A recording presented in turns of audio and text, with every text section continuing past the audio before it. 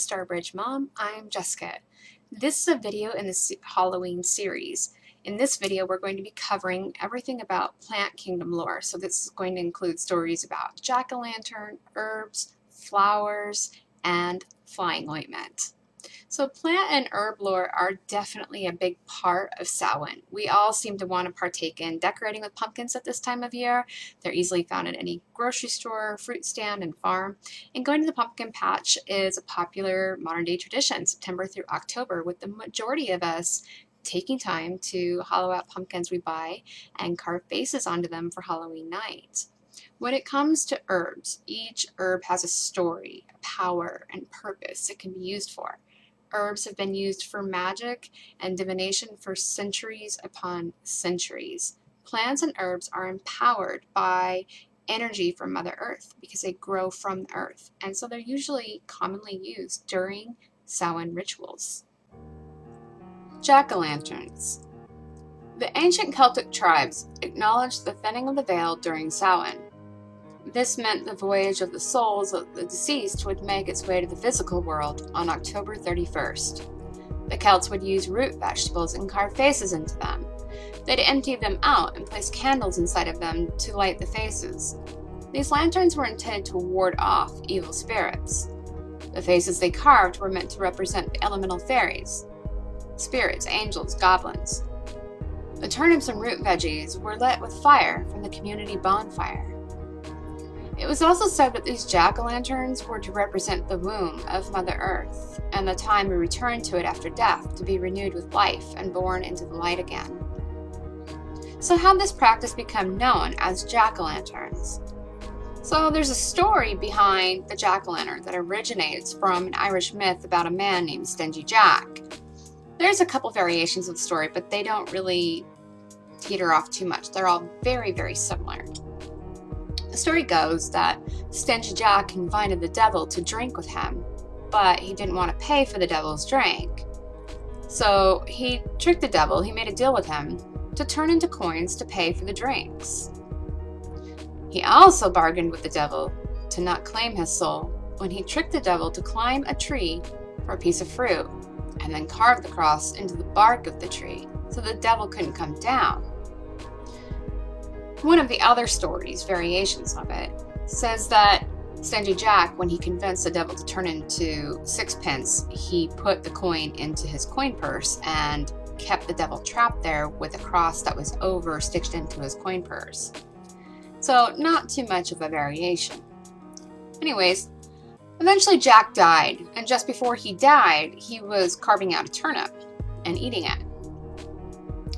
He wasn't allowed in heaven, and because of his run-ins with the devil, he couldn't go to hell because the devil was obviously ticked with him. Now, the stories never tell us how the devil got down from the tree or out of the coin purse, but because Stingy Jack, this notorious drunk that couldn't get into heaven, pissed off the devil too, so he couldn't go to hell, he was left to roam the earth, and the devil threw a coal his way and he put it in the turnip, and that's how we get the story of the Irish myth of jack-o'-lanterns. When the Puritan English settlers came to America, they didn't yet have the traditions of carving jack-o'-lanterns. It was when the Irish migrated to America during the potato famine in the 1800s that this tradition was assimilated into American culture. Plus, it was a lot easier to carve up a pumpkin than a turnip, and pumpkins grew more abundantly as well during this time of year. Herbs and flowers. Allspice, apples, catnip, gourds, mugwort, sage, basil, clove, cinnamon, angelica, belladonna, foxglove, hazel heather, rue, bay leaves, rosemary, tobacco, roses, oak leaves, and mushrooms are all herbs and flowers that can be used in Samhain rituals. Many of these are used for banishing evil spirits and curses. They're used for protection, dream work, and communicating with the dead and welcoming back the ancestors. Each of these herbs is deserving of study. Personally, I've used cinnamon, vanilla, rosemary, and bay leaves in ancestor work and had very powerful encounters, especially after the death of my mother a year ago. I've used mugwort and hops and salves for dream work, and bay leaves and banishing demons. Sage is a common go-to for most ritual work. In the 1700s, it was Scottish custom to use rowan tree branches to make a hoop. People would have their animals walk through the hoop to protect them. Branches of the rowan tree also would be tied into the tails of livestock. This tree, when they would burn it, they would take the ashes of it and make protective amulets. It was said that the rowan tree had the ability to protect people and animals from the workings of elves, witches, and evil fairies. Flying ointments. In short, this ointment was used to get high, but with the intent during spiritual work through ritual. During the era of burning witches, people believed that witches used a flying ointment. This herbal salve could empower witches to fly, even if they didn't have a broomstick. The people hunting witches would tell tales of these ointments being made with horrific ingredients, such as the fat of unbaptized newborn babies, or even digging up recently deceased babies to get the fat. Get your baby baptized, otherwise a witch will kill it for its fat to fly on a broom. It's horrendous and outlandish gossip, but people were terrified. Of course, it wasn't the fat of babies that was used, but the fat of animals to make the salves. Some of the ingredients called for hallucinogenics. Hallucinogenics have been used in spiritual rituals from various cultures around the world. Native Americans, Siberian shaman, and Southern American shamans have all been known to use certain medicinal plants in order to journey into the spirit world. Working with medicinal plants takes a considerable amount of expertise. It can be very dangerous to work with certain herbs because some can kill you.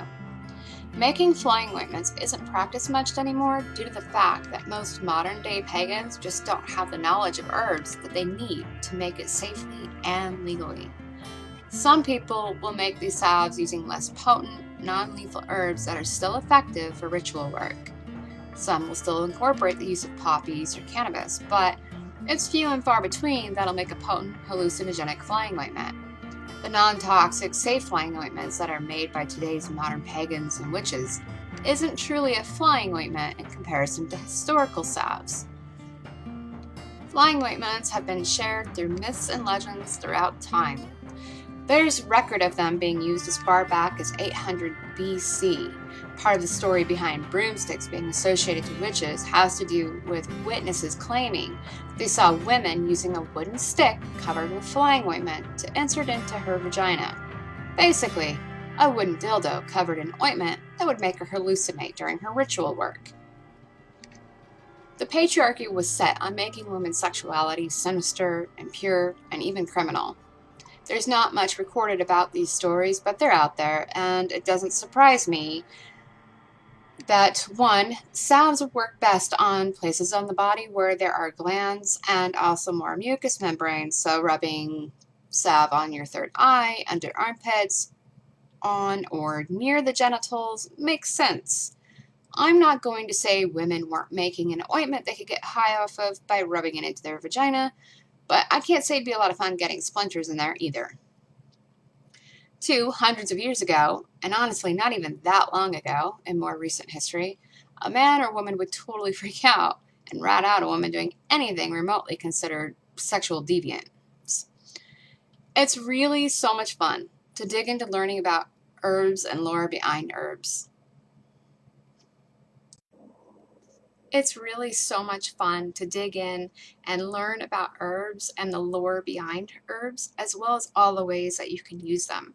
I suggest starting with just a couple of herbs, research them, and decide how and why you'd want to use them in your Halloween traditions. One thing's for sure, Halloween is full of magic and mystery. One of the most loved and popular ways to join the fun is to carve a pumpkin and fill your home with the aroma of pumpkin spice.